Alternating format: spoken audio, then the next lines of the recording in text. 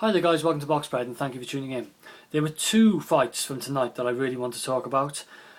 This video will be concerning the WBA Super Bantamweight World Title fight between Anselmo Moreno and Javier Chacon. But two quick fights to mention happening here in the UK tonight, which I believe are of interest. You've got the fight in the Maxi Muscle tournament between Danny McIntosh and Travis Dickinson, which I think should be a good scrap. I'm edging it with Dickinson. I think he's going to take it, probably by decision. But you know, McIntosh always comes to fight.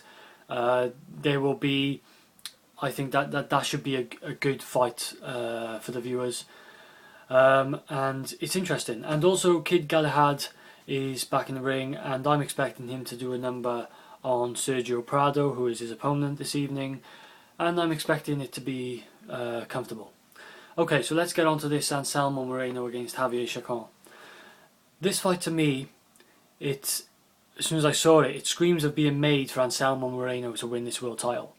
The fight's in Panama, which is Anselmo Moreno's backyard. This guy has got a decent record, 19-1, but he's largely untested. You know, he's been in. If you look at his recent opponents in his record, a lot of them are losing opponents, and some of them are have losing records by quite a margin. You know, he's really been in with quite poor opposition. Having said that, he's not as bad as I thought he would be. Having watched, you know, some footage of him, he's actually quite a decent boxer. I would describe him as being probably a half more aggressive than Moreno, and a half less defensive.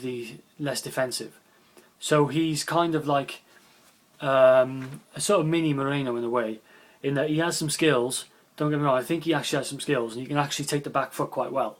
And I think that the thing with Chacon is, although he's only got like a 20% KO ratio, I think he's one of these guys where the ratio is misleading. I think he actually has some power. If he's the limited number of guys he has, you know, the few guys he has stopped, he's got them early. Okay, it's been, I think it's either 3 rounds or below.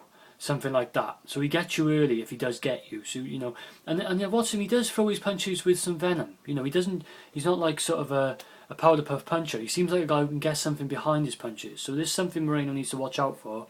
And I wouldn't, you know, want Moreno to underestimate this guy, because I think he can throw good body punches, and he can catch you with quick shots.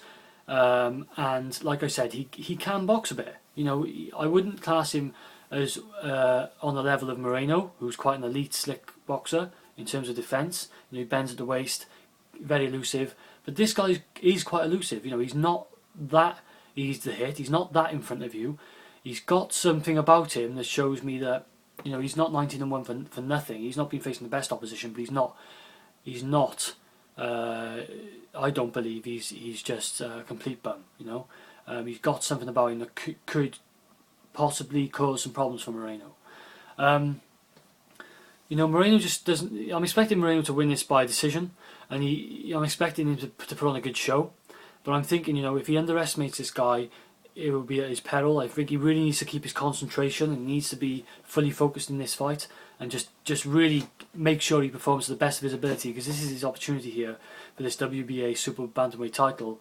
And with, you know, with recent losses to, well, the recent loss to Abner Mares, which I thought he would win, that sort of surprised me and disappointed me a bit. And I think that he's, you know, he needs this. He needs to pick himself back up and get that confidence back. He needs to really focus now. You know, he's a really good boxer, but he really needs to focus in fights. He really needs to make sure that, you know, he's not making mistakes. He's not underestimating guys, not being too cocky. I really want to see, you know, a professional performance from Anselmo Moreno this evening, and I think that's what we're going to get. I think he's going to become, you know, Super Bantamweight world champion, and I think he will beat Chacon by decision. But like I said, Chacon's got that sort of puncher's chance. That sort of, he's a bit of a dark horse. He's a little bit of an unknown. He's never been, I don't believe, past 10 rounds. I don't even know if he's been up to 10 rounds. He's only been scheduled in a maximum of a 10 rounder. That's all I know. I didn't check his record that thoroughly, but he's never been in a 12-round fight, to my knowledge. So, you know, as the fight goes on, I'm expecting it to be more in Moreno's territory. If Moreno plays it cautious early on, keeps out of danger, I think as the fight goes on, he can open it up a bit and he can pull away with it. That's what I'm fully expecting to happen. But yeah, I'm expecting Moreno to take the fight. So let's see what happens. Thanks for watching. This is Box Spread. I'm out.